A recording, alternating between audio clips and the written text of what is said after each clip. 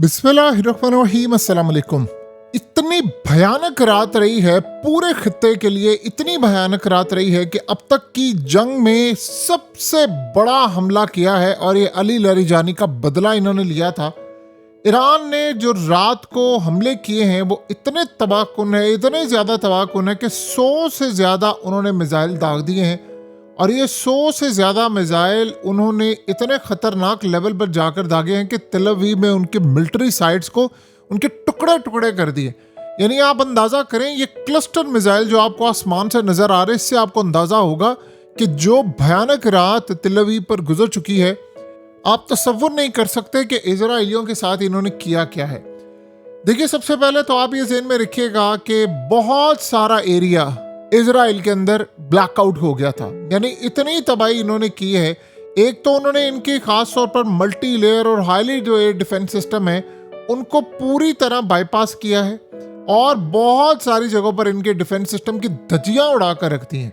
यानी इतनी तबाही की है इन्होंने। और जो मिसाइल उन्होंने मारे हैं, इन्होंने इवन कि आप इमेजिन करें कि हाइफा से लेकर बीर शिवा से लेकर मुख्तलिफ जगहों पर इन्होंने मारे हैं। इन्होंने इनके टेक्नोलॉजिकल जो सेंटर्स हैं उनको उड़ा दिया है नेगेव डेजर्ट में, और बहुत सारी जगहों पर इन्होंने बड़ी तबाही की है। इसके अलावा इन्होंने Qatar, Bahrain, Kuwait, UAE, Saudi Arabia समेत मुख्तलिफ जगहों पर इन्होंने मिसाइल मारे हैं। और जो सूरत हाल इस वक्त सामने आ रही है, उन्होंने कहा है कि इस वक्त इनके पास जो इंटेलिजेंस मालूमात आई हैं कि जो अभी तक इन्होंने अमरीकियों को मारा है कि 200 से ज़ायद अमरीकी फ़ौजी उन्होंने कहा है कि हमने अभी मारे हैं। और जो इंटेलिजेंस मालूमात इनकी आ रही हैं कि जो अमरीकी एडमिट कर रहे हैं, यानी अब ऐसा इन्होंने तो पहले बहुत ज़्यादा मारे। एक हमले के अंदर इन्होंने कहा कि हमने 500 से ज़्यादा लोग मारे हैं। सो बहरहाल अब इस वक्त तो कह रहे हैं कि बड़ी तादाद में अंदर अमेरिका इस वक्त एडमिट करना शुरू हो गया। अमेरिका का जो मिसाइल सिस्टम है वो तो खैर बड़ी तादाद में इन्होंने तबाह किया है, जहाज़, हेलीकॉप्टर, बहुत कुछ अमेरिका की तबाही हुई है। तो ये अब जो इन्होंने अटैक किया है ये बड़ा भयानक अटैक था। और आप ये सोचें कि ईरान ने ये जो वेव थी ये अब तक की सबसे ख़तरनाक वेव थी। यानी आप ये सोचें कि इन्होंने मुख्तलिफ जगहों पर अटैक किया है। हालत इस वक्त ये हो चुकी है कि तेल अवीव अब रहने के काबिल नहीं रहा। ये आप ज़हन में रहे। अब आप ना तो शेल्टर में महफूज है, ना आप किसी और जगह पर महफूज है। आप इस वक्त महफूज ही नहीं है किसी जगह पर। और इन्होंने ये हमला करके कहा है कि हमने खून का बदला खून। ये असल में इस पूरे अटैक का उन्होंने कहा कि बैकग्राउंड थी।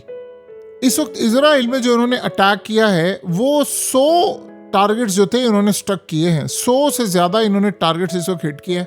अब हो ये रहा है कि ये जो क्लस्टर मिसाइल हैं ये रुकने का नाम नहीं ले रहे, और ये ना तो अमेरिका से रुक रहे हैं, क्योंकि इस हमले में आप देखें ना, खुरमशहर 4, कद्र मिसाइल इन्होंने मारे हैं। और मिलिट्री और सिक्योरिटी टारगेट जो इनके थे वो कहते हैं कि जाकर हमने मुकम्मल तौर पर हिट किया। इमाद मारे हैं, खैबर शिकन मिसाइल मारे हैं, और ये सारे के सारे जितने मिसाइल थे वो उन्होंने कहा कि हमने बदला लेने के लिए मारे हैं। तो अभी ये वो लड़ाई रुकने नहीं वाली। ये लड़ाई बहुत आगे तक जा रही है, बहुत ज़्यादा आगे तक जा रही है।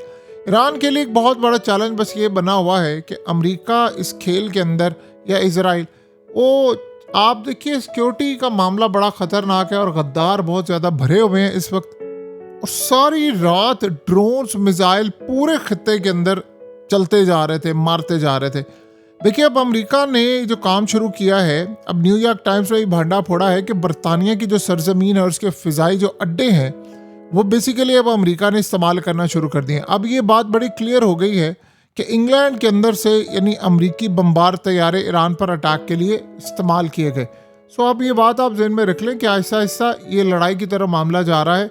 और स्टिल इंटरनेशनल सतह पर जो मार्केट है, स्टॉक मार्केट है और दीगर चीज़ें हैं, वो मुकम्मल तौर पर तबाही की तरफ जा रही है। यानी इस वक्त कोई आपको सर पैर नज़र नहीं आ रहा। उधर से अपनाए हॉर्मस की हालत बहुत ज़्यादा बुरी हो रही है। अमेरिका ने कहा है कि हमने अपनाए हॉर्मस के करीब, ईरान की साहिल पट्टी के करीब जो ईरानी मिसाइल साइट्स हैं उस पर 5000 पाउंड के गहरे हथियारों के साथ यानी इस्तेमाल किया है, वहाँ पर हमने अटैक किया है। अब जो मर्जी आप कर लें, आप अपनाए हॉर्मस इस वक्त खुलवा नहीं पा रहे। इंटरनेशनल मार्केट में तेल की कीमतें आप नीचे लाने में अभी तक नाकाम है। और ये हालात अमेरिका के लिए बड़े परेशान कुन हैं कि आप इसको मैनेज कैसे करेंगे। देखिए, ये जो क्लस्टर मिसाइल हैं, इन्होंने बेन गुरियन एयरपोर्ट पर जो तबाही मचाई है उसका आप तसव्वुर नहीं कर सकते कि बेन गुरियन एयरपोर्ट पर इतना आला दर्जे का इन्होंने डिफेंस सिस्टम लगाया हुआ है, यानी 4 से 5 के करीब डिफेंस सिस्टम है।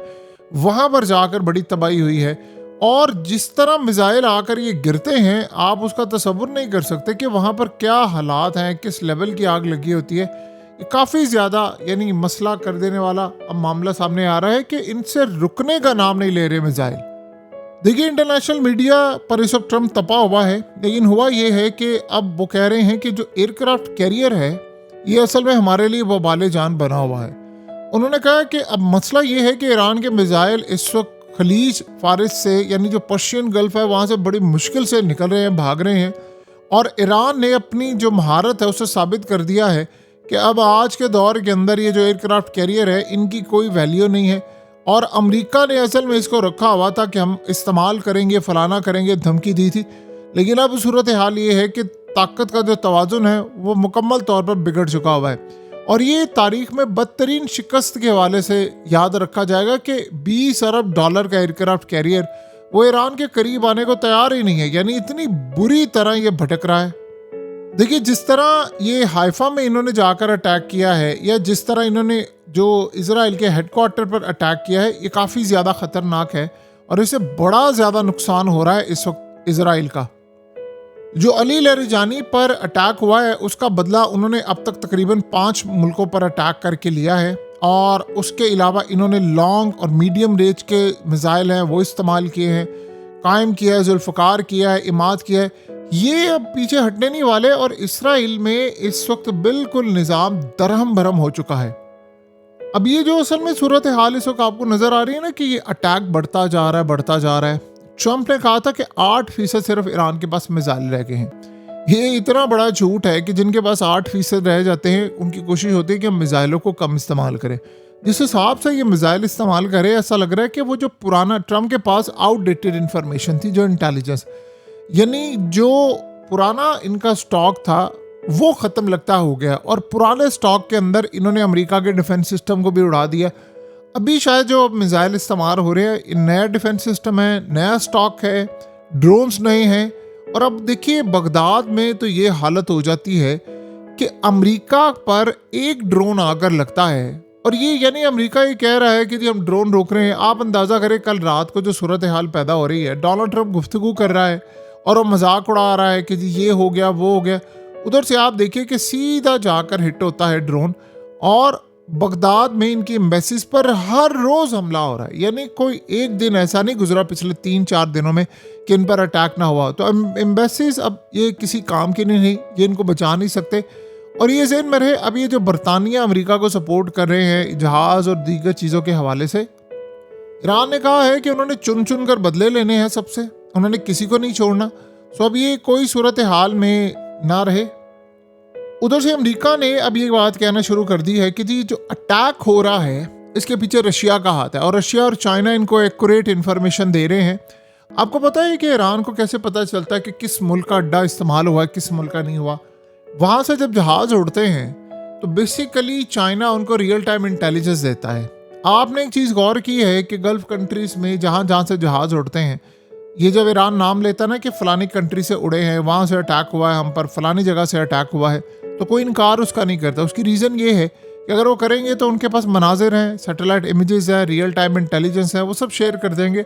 और उससे भी ज़्यादा बड़ी बात यह है कि अब ये कंट्रीज़ अगर अमेरिका को रोकते हैं तो वो रुकने का नाम नहीं ले रहे। ईरान के पास है इंटेलिजेंस मालूमात। ईरान ने अपना जो हमला है वो ख़ास दीगर कंट्रीज़ की तरफ किया हुआ है, अटैक किया जा रहा है वो। अब ट्रम्प के लिए ये जो जंग है जीतना वो इतना ज़्यादा टफ होता जा रहा है कि देखिए इस वक्त सारी कंट्रीज़ ने इनकार कर दिया है। जो भी कंट्रीज़ है इन सब ने टोटली इनकार कर दिया है कि हमने इस जंग में पार्टिसिपेट नहीं करना। यानी इस जंग में अब पार्टिसिपेट करने वाला कोई हाल ही बाकी नहीं रहा। ये लेवल हो चुका हुआ है। बरतानिया नहीं कर रहा, ये सारे नहीं करे, ये अपने अड्डे ज़रूर दे रहे हैं लेकिन बराह रास्त पार्टिसिपेट नहीं कर रहे। तो ट्रंप ने अब आहिस्ता आहिस्ता प्लान किया है कि अगले कुछ अरसे के अंदर उसने नेटो को तोड़ना। वो ये समझ रहा है कि नेटो को हम देते हैं बजट और ये हमारी मदद नहीं करते। जापान नहीं आया, ऑस्ट्रेलिया नहीं आया, क्वाड भी तोड़ देंगे, ये सब कुछ तोड़ देंगे। उसकी रीज़न ये है कि अमेरिका इस वक्त तनहा खड़ा है और ये ज़्यादा देर तक अब अमेरिका ये जंग लड़ नहीं सकता। तबाही वो कर रहे हैं, जो कुछ हो सकता है वो करते हैं। उनको इस बात की कतई कोई परवाह नहीं है गल्फ़ कंट्रीज़ के साथ क्या होता है क्या नहीं। वो कह रहे हैं हमारी बला से हमें इस बात की कतई कोई परवाह नहीं। बहरहाल अमेरिका में इसकी हीट बहुत ज़्यादा फेस की जा रही है। जाहिर सी बात है, बड़ी परेशानी है पूरे वर्ल्ड के अंदर। महंगाई का तूफान जो है वो थमने का नाम नहीं ले रहा। और सबसे बड़ी बात यह है कि इस वक्त जो कुछ अरसे के बाद अगर ये हालात इसी तरह रहते हैं तो पूरा ग्लोबल वर्ल्ड रिसेशन की तरफ जा रहा है। ये तेल को कंट्रोल करने के लिए बड़ी कोशिश कर रहे हैं, लेकिन अभी तक उस लेवल पर ये तेल की कीमत को नीचे लाने में कामयाब नहीं हुए जो आनी चाहिए।